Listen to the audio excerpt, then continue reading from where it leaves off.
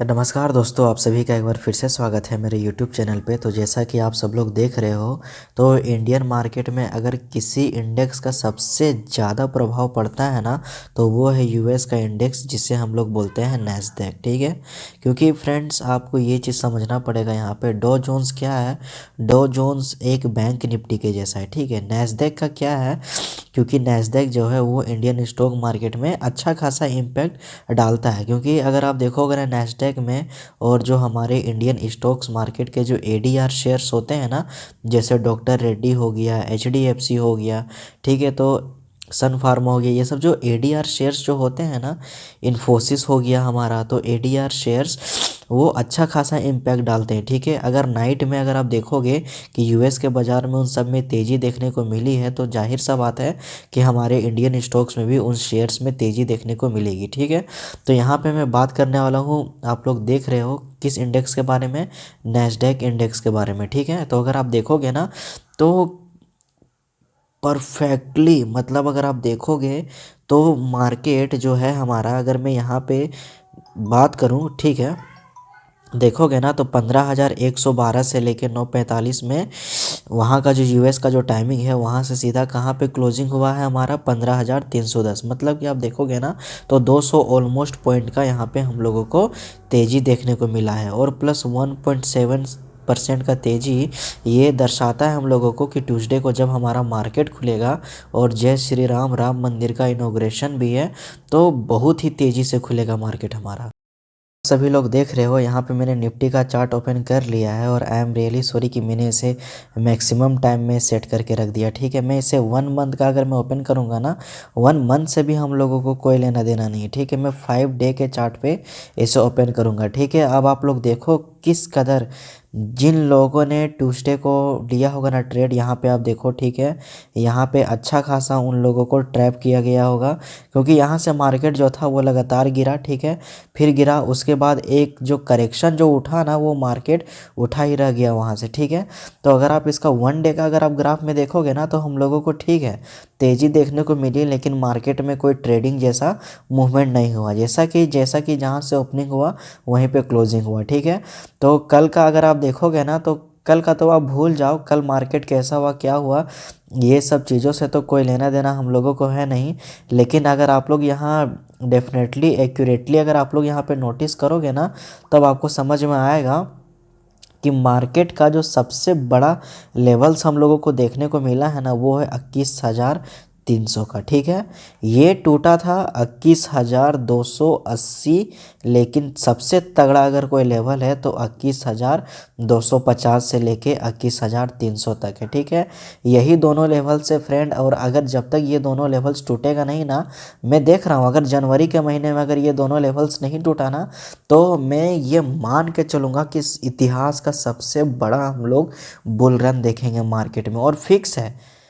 आप लोग यहाँ पे 2-3 हज़ार का तेजी देखे हो ना, लेकिन एंडिंग तक आप इस 2024 के ईयर में देखना, अगर निफ्टी 25,000 नहीं पार कर गया ना, तब आप लोग मुझे बोलना। ठीक है, 18,000 से 22,000 आया, 4,000 आया, लेकिन इस बार 25-26 हज़ार भी निफ्टी 50 यहाँ पे क्रॉस कर जाएगा हमारा।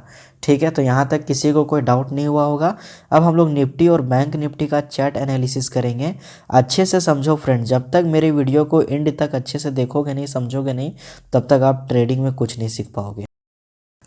तो फ्रेंड, जैसा कि आप सभी लोग देख सकते हो, मैंने यहाँ पे निफ्टी का चार्ट ओपन करके रख लिया है, और सैटरडे को स्पेशल ओकेजन के कारण मार्केट यहाँ ओपन था, लेकिन कुछ मज़ा नहीं आया सैटरडे को। ठीक है, अगर आप लोग देखोगे ना, तो मार्केट ने कहाँ पे मूवमेंट हम लोगों को दिखाया अच्छा खासा, यहाँ पे आप लोगों को समझ में आएगा। ठीक है, सडनली अगर आप लेवल्स पे बात करोगे ना, तो 21,700 का लेवल जो लगातार टूटा, फिर ऊपर उठा, फिर थोड़ा डाउन आया, वहीं सेम, ये देखो अब ट्रायंगल लेवल वहीं सेम, फिर वहाँ से थोड़ा ऊपर गया, फिर थोड़ा डाउन आया, और फिर वही सेम ट्रायंगल लेवल। मतलब जब दो ट्रायंगल बनता है ना, तब आप यहाँ पे समझ सकते हो फ्रेंड्स क्या रीज़न है क्या रीज़न नहीं है, उससे हम लोगों को कोई लेना देना नहीं है। लेकिन जो 21,700 का जो टॉप यहाँ पे लेवल्स था, उसे क्या था, वो मार्केट ने यहाँ पे होल्ड उसे नहीं कर पाया। ठीक है, 21,500 कहाँ पे दिख रहा है? 21,586 पे हम लोगों को मार्केट दिख रहा है।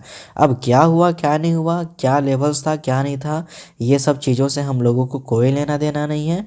अब हम लोगों को जब ट्यूसडे को मार्केट ओपन होगा तो ट्यूसडे को किन बातों का ध्यान रखना है ताकि हम लोग ताबड़तोड़ प्रॉफिट यहाँ पे जनरेट कर सके, ठीक है। तो अगर आप यहाँ पे देखोगे ना तो निफ्टी क्या था, निफ्टी क्या था यहाँ पे 21,650 12 से 1 बजे के बीच में होल्ड करना चाहिए। सी साइड में हम लोग कब एंट्री करेंगे, निफ्टी 21,650 यहाँ पे 12 से 1 बजे के बीच में अगर होल्ड करेगा तो पहला टारगेट क्या आएगा, पहला टारगेट आएगा 21,700 का, और जो दूसरा टारगेट है, दूसरा टारगेट यहाँ पे आएगा 21,750 का, ठीक है। यहाँ तक आप सभी लोगों को समझ में आ गया होगा। हो सकता है निफ्टी 21,800 तक भी चला जाए, जो कि बुल मार्केट हम लोग यहाँ पे देख रहे हैं, ठीक है। लेकिन कोई गारंटी नहीं है कि हाँ वहाँ तक भी मार्केट जा सकता है। अब हम लोग पुट साइड में कब एंट्री मारेंगे, तो आप लोग यहाँ पे देखो फ्रेंड, पुट साइड में हम लोग तभी एंट्री मारेंगे जब निफ्टी 21,475 के नीचे जाएगा। 21,475 के अगर नीचे मार्केट चला गया तभी हम लोग पुट साइड में एंट्री मारेंगे। और पहला टारगेट क्या रहेगा, पहला टारगेट रहेगा 21,400 का, एग्जैक्टली लिखित ले लो आप। और दूसरा टारगेट रहेगा 21,350 का, क्योंकि जब मार्केट गिरेगा ना दोस्त तो हैवी इम्पैक्ट लाएगा मार्केट में, ठीक है। और जब मार्केट उठेगा तो उठने का चांसेस अभी कम है, क्योंकि जनवरी के महीने में ना प्रॉफिट बुकिंग ऐसा बात नहीं है, लोग प्रॉफिट बुक करेंगे। अब कब करेंगे आप वो मौके का इंतज़ार करो आप। लेकिन अभी क्या है, मतलब आप कहते हो ना कि 100% जनता में 90% जनता जो है वो अभी स्टॉक्स को होल्ड करके बैठी हुई है, ठीक है। 10% जनता ऐसी है जो प्रॉफिट बुकिंग करने में लगी हुई है। ओके, अब हम लोग बैंक निफ्टी के बारे में बात करेंगे कि आप लोग देखोगे कि एनएससी क्या था, वो सैटरडे को मतलब कि स्पेशल ओकेजन के कारण मार्केट ओपन करके रखा था। लेकिन अगर आप लोग यहाँ पे देखोगे ना फ्रेंड्स, तो आप सभी लोगों को समझ में आएगा बैंक निफ्टी में भी सेम कंडीशन हुआ, नीचे जाने के बाद थोड़ा ऊपर फिर थोड़ा नीचे, और ये देखो ट्रायंगल शेप यहाँ पे बना। लेकिन यहाँ पे क्या था, ज़बरदस्त बाइंग आई और यहाँ पे मार्केट साइडवेज हो गया। तो आप लोग समझो मतलब कि लोगों का जो क्या था ना, बस इंटरेस्ट ना बायर का था ना इंटरेस्ट यहाँ पे सेलर का था।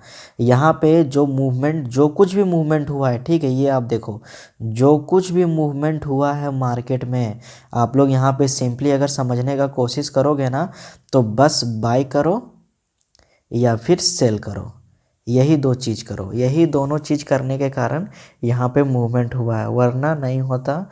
मैं एग्जैक्टली आपको लिख के ये चीज़ दे देता हूँ, ठीक है। अब क्या हुआ क्या नहीं हुआ ये हम सभी लोगों को कोई लेना देना नहीं। यही निफ्टी है जो 48-49 हज़ार टच करके अभी कहाँ पे है, 46,108 पे है हमारा बैंक निफ्टी।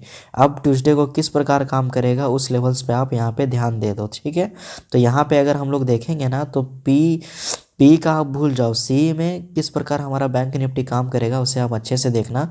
अगर हमारा बैंक निफ्टी 46,350 ये होल्ड करेगा 12 से 1 बजे के बीच में, मतलब नहीं है लेकिन ये होल्ड करना चाहिए। अगर ये होल्ड किया, पहला टारगेट क्या मिलेगा, पहला टारगेट 46,500, दूसरा टारगेट 46,600 से लेके 46,700 भी मिल सकता है। क्योंकि 100-150 पॉइंट तो आप समझो बैंक निफ्टी में एक ही कैंडल के अप एंड डाउन होने से उतना मूव ऑटोमेटिक हम लोगों को दिख जाता है, ठीक है। तो यहाँ तक आप सभी लोगों को समझ में आ गया होगा, किसी को कोई डाउट नहीं हुआ होगा कि सी साइड में हम लोग किस प्रकार एंट्री मार सकते हैं।